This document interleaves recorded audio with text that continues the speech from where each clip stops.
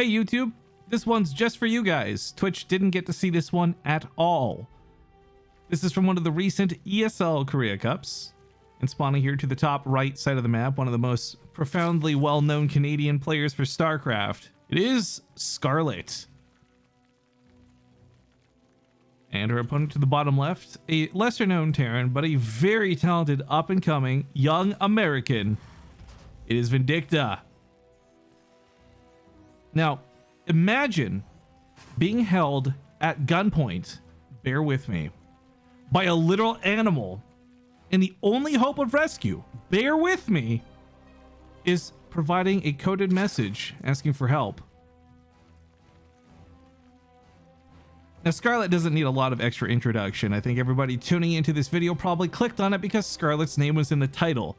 She's well known for her many accolades. She's perhaps one of the best performing foreign almost said Terrans. I meant to say players we still have. And of course, she's been training and living pretty much almost exclusively in Korea/China for the last several years. Needless to say, she's top of the game when it comes to her class.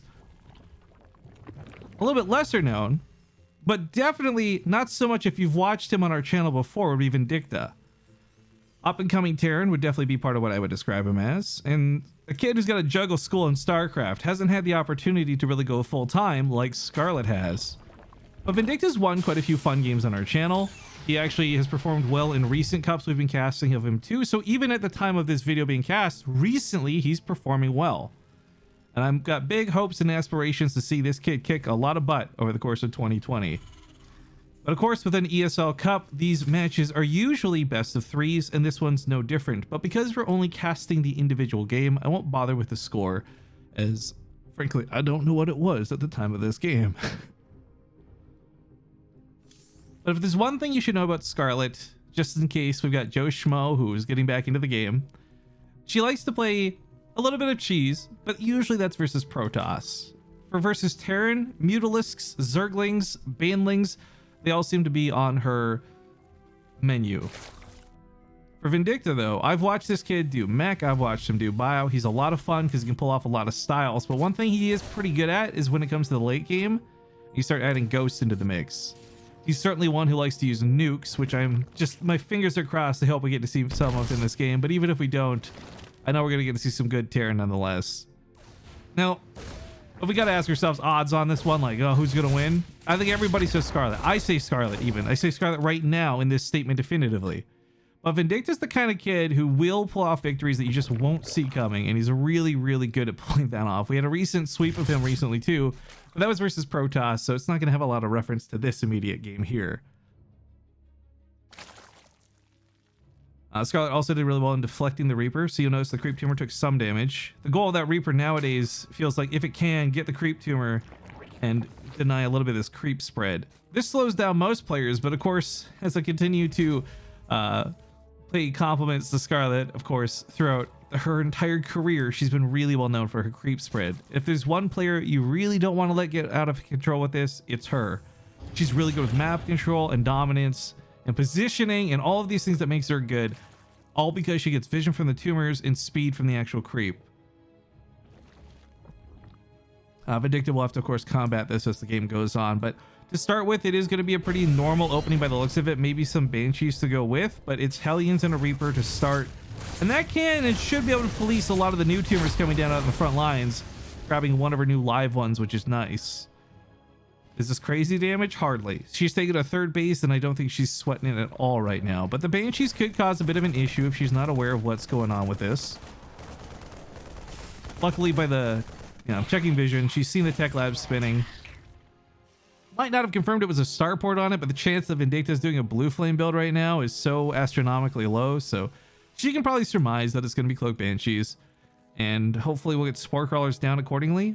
The Banshee versus Queen dynamic's not that bad. Queens can actually hold off Banshees. It's the Cloak that really makes that difficult.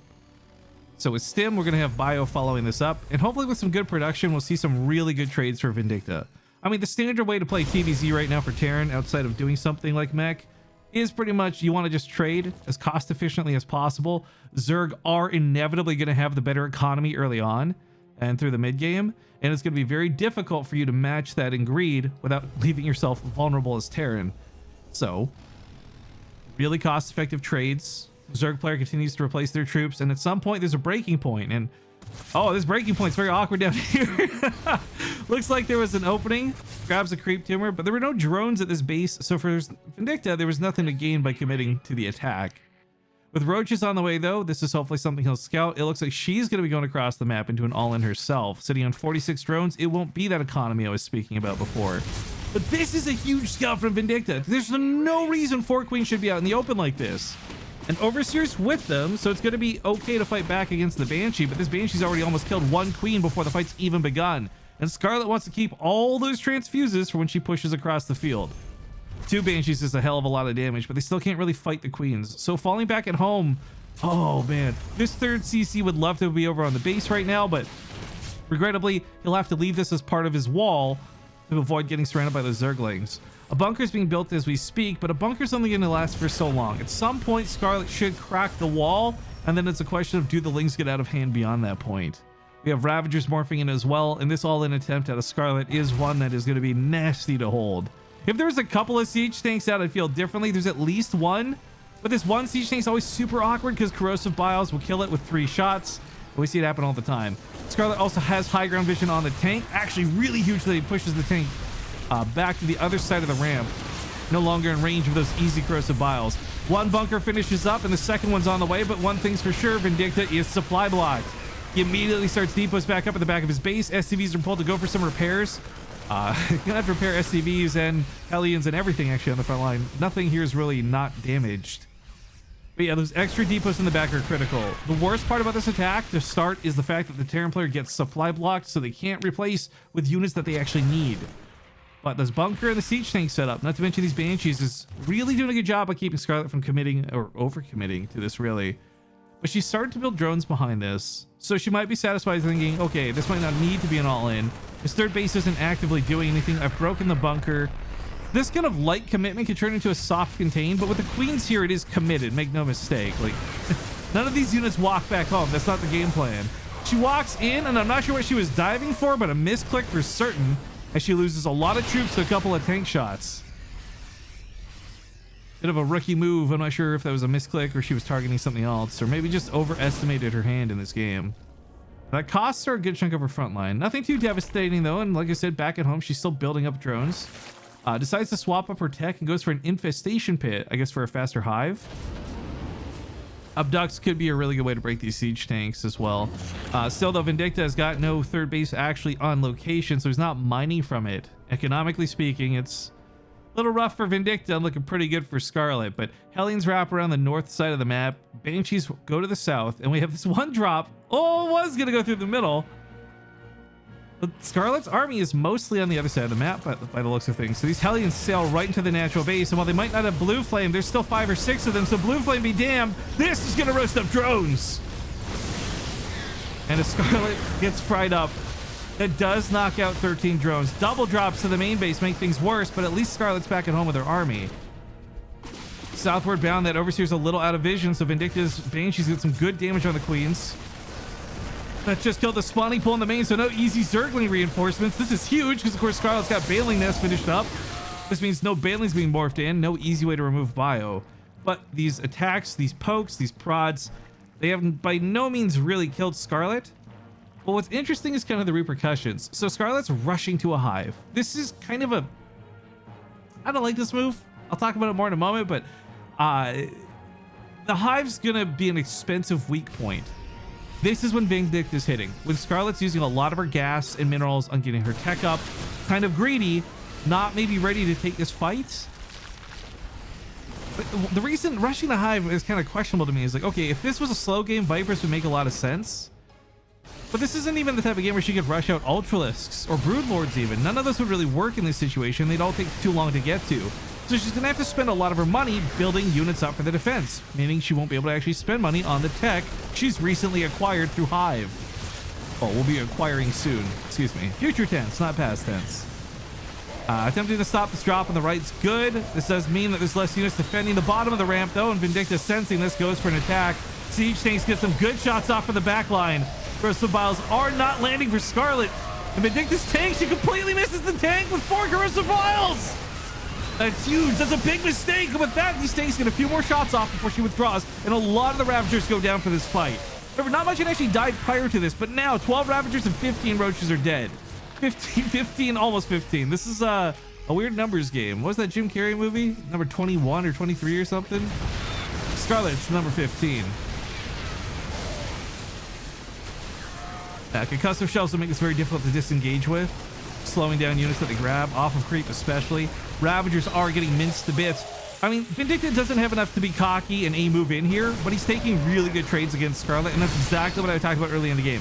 Taking those more cost-efficient engagements, better resources lost as he trades out these very inexpensive but plentiful units of Scarlett.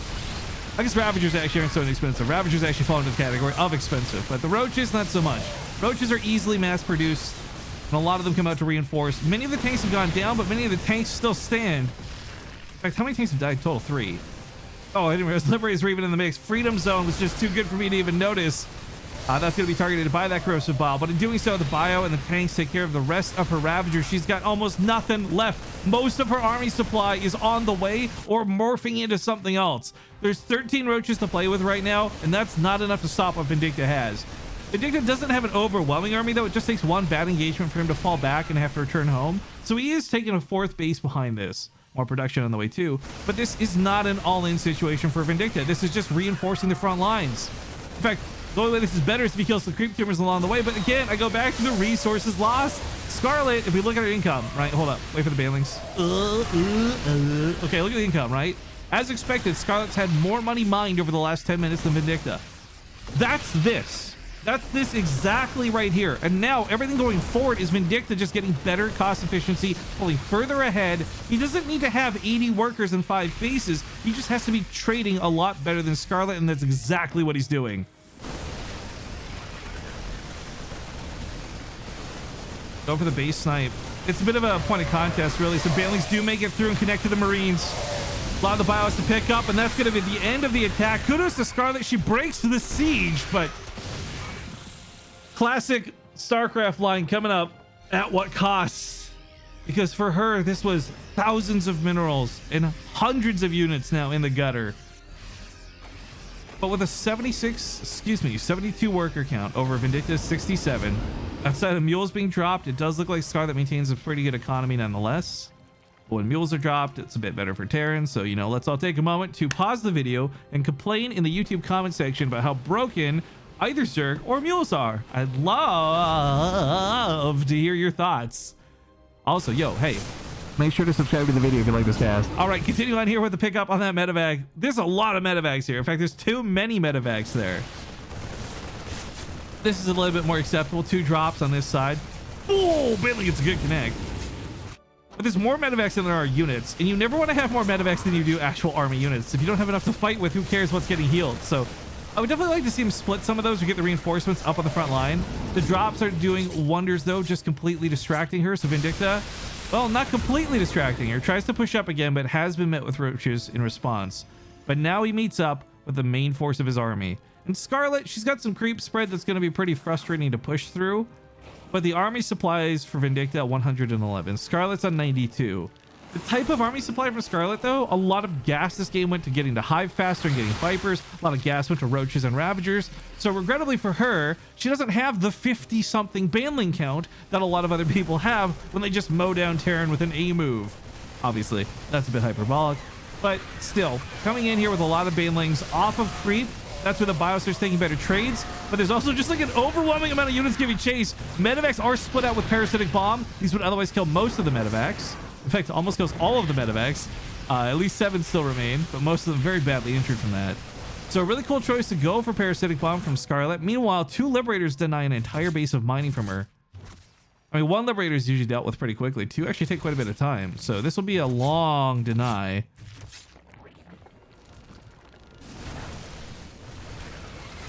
Oof. Army supply still remains pretty good for Vindicta, guys. 33 Marines and 15 Marauders. Blinding Clouds have been popped. That helps Scarlett kill the siege tanks, but in doing so, loses almost all of her Banelings. Not 1, but 2 bases denied now. And drones are being hunted. She's not even trying to run. There you go. All right, Spore Crawlers finish up. She should finally be able to start taking care of this, but These Liberators have caused a lot of chaos, and more to the point, they distracted her for a lot of these other fights that have been going on. And now Vindicta on 4 bases has a huge rally coming down the north side of the map. And there's even more tanks and Liberators to fall back to than you would conventionally expect. So I guess he's expecting to lose the frontline fight to Scarlett, give up ground, and then bait her into the back lines. Easier said than done. 114 army supply though, and for Scarlett, she's gonna lose her Vipers. Just one, but the Blind Cloud still goes off on pretty much nothing. Tanks in the backline deal with the Ravagers. Baneling's coming in for Vindicta. He pulls back to the creep. Off of the creep. Marauders soak the shots. And for Scarlett, it's not a hit. There's a few more Banelings left, but there's also a lot more armor units here for Vindicta. 16 Marines, 5 Marauders, tanks, medevacs, all rallied forward. And army graph is just a big drop off for both sides. However, a little bit worse for Scarlett. Base, undefended, gonna get mowed down. Drones have been pulled away at least, so she maintains a 77 worker count. But that base going down was a lot of larva for her. She's got extra bases to fall back to, obviously, and she transfers to the drones, but she lost that fight, and that was probably the best fight she was going to get with the most supply possible. There's barely 4 Banelings on the field. Liberators set up and soak some of the corrosive biles.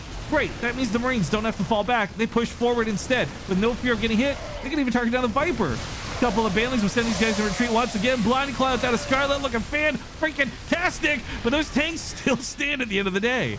GG's get called. She taps out. Scarlett takes a loss, and our boy Vindicta takes the series. Or the game. I don't actually know about the series, but the game! So if you guys like this cast, I know it got a little awkward right there at the end, but make sure to leave a like on the video, leave me a comment, and I look forward to seeing you on the next one.